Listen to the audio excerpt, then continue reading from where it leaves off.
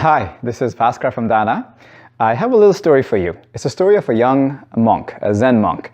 Now, Zen monks tend to have tremendous discipline over their minds, and this young monk lived in a little village in Japan, and he was very respected by the villagers. He was a very decent fellow, and it so happened that he lived next to this family that had a teenage daughter, and she was having like a clandestine affair with the farmer's son next door, and she got herself pregnant.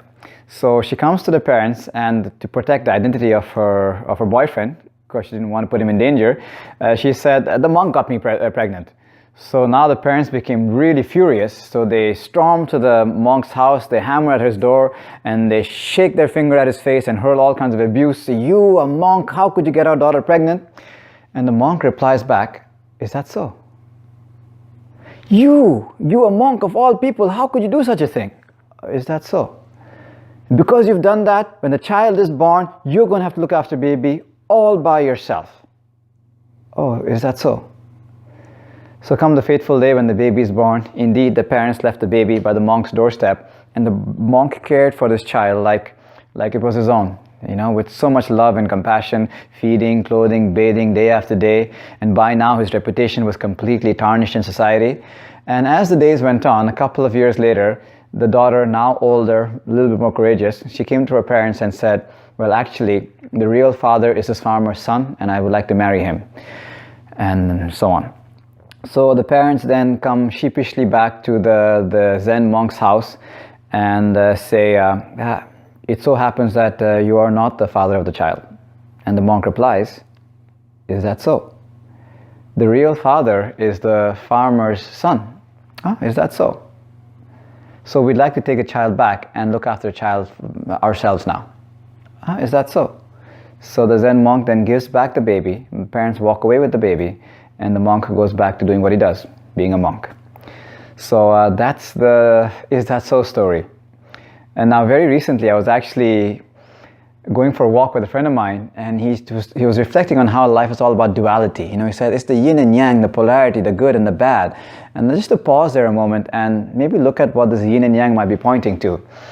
From my understanding, the yin and yang is the feminine and masculine, or you can see it as receptive and active, or you can see it as the ebbing and the flowing of a wave. Some see it as dark and light, or black and white, this sort of a thing. And these are all objective dualities. By that I mean that you ask anybody who can see, they will say this is black, this is white. It's objective. And if you ask anybody if the wave is ebbing or flowing, they will say ebbing or flowing. So it's an objective truth. It doesn't matter where you are in the world, doesn't matter about your culture, your tradition, how old you are, male, female, it doesn't even matter where you are in the spectrum of time. It's an objective truth. Now, good and bad, however, might not be so objective. So I just invite you to play with this idea. For example, if a war was to break out here right now, it'd be so bad, a war, so bad. Yet in wartime, it so happens that commodities become scarce. And when commodities become scarce, the people who own those commodities actually make a lot of money. So certain businesses do very well. So they will say, this is good, business is booming. Another example, a horrific example, imagine somebody's all beaten up and just laid to die in the middle of nowhere, so bad. From a vulture's perspective, suddenly it's, food, so good.